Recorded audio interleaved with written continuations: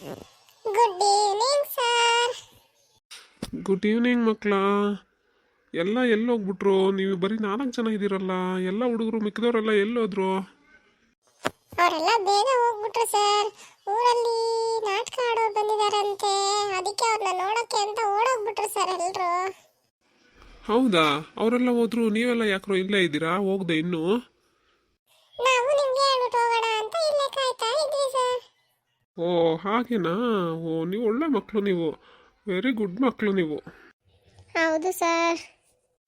ಸರಿ, ಮೊನ್ನೆ ಶನಿವಾರ ನಾನು ವ್ಯಾಯಾಮ ಮಾಡಿಸುವಾಗ ನಿಮಗೊಂದು ಪದ್ಯನ ಹೇಳ್ಕೊಟ್ಟಿದ್ನಲ್ಲ, ಎಲ್ಲರೂ ಕಲ್ತಿದ್ದೀರಾ ಅದನ್ನ?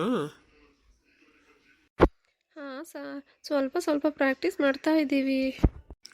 ಪ್ರದೀಪ, ನೀನು ಹೇಗೆ ಪ್ರಾಕ್ಟೀಸ್ ಮಾಡ್ತಾ ಇದೀಯೋ? ಸರ್ ಅದು ಅದು ಏ ಪ್ರದೀಪ, ಎಷ್ಟು ದಿನ ಹೇಳ್ಕೊಟ್ಟಿದ್ದೀನೋ ನಿನಗೆ? ಅದು ಸಾ ಸಾ ಅಲ್ಲ ಕಣೋ, ಸರ್ ಅಂತ ಕರಿಬೇಕು.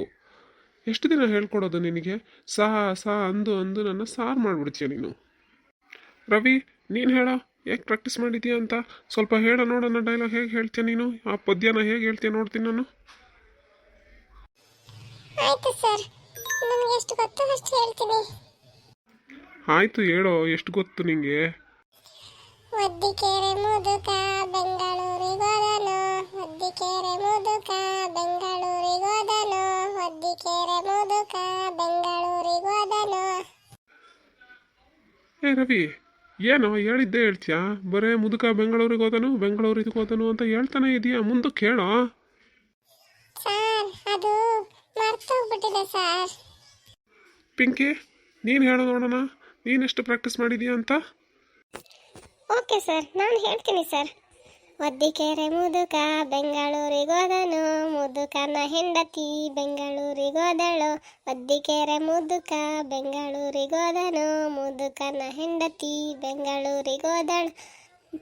ಹೆಂಡತಿಯ ಮಗುವು ಬೆಂಗಳೂರಿಗೋಯಿತು.